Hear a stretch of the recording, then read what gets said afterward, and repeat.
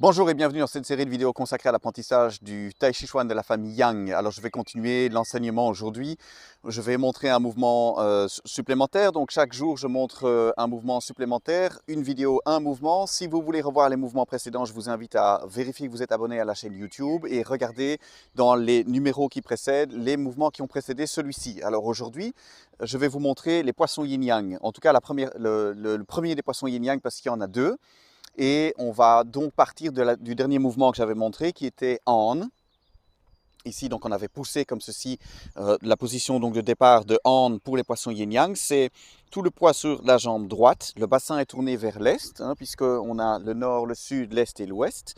Le bassin est tourné vers l'est. Le pied gauche est ouvert à l'arrière 45 degrés. Et j'ai poussé avec les deux tranchants des mains comme ceci, le plus loin possible, avec les doigts vers le ciel.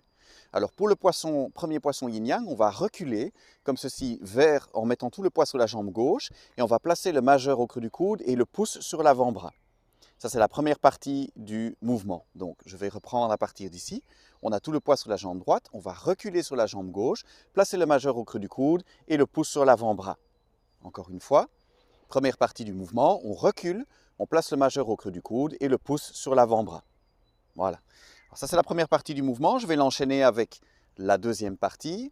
On recule donc sur la jambe gauche, pouce sur l'avant-bras, majeur au creux du coude. Et ici, on va pivoter vers le nord-ouest.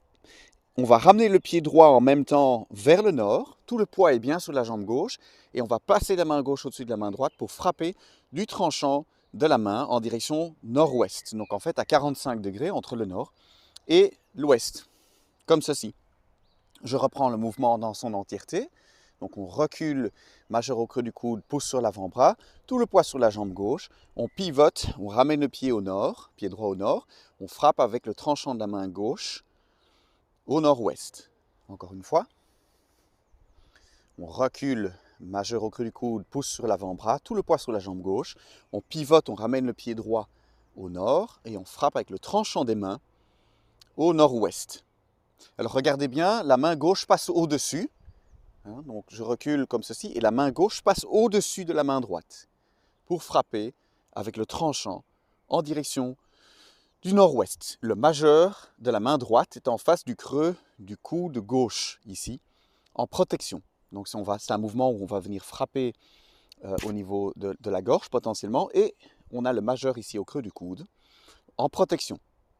Voilà, c'est un exercice qui demande beaucoup de souplesse au niveau des coudes et des articulations ici au niveau des épaules, mais c'est très bon pour l'assouplissement du haut du corps. Voilà, donc ça c'est pour le poisson yin-yang. Vous avez une autre vidéo avec la deuxième partie des poissons yin-yang. Donc il vous suffit de regarder la suite sur les prochaines vidéos. J'espère que cette vidéo vous a aidé. Si oui, likez. Si vous avez des questions, mettez-les dans les commentaires.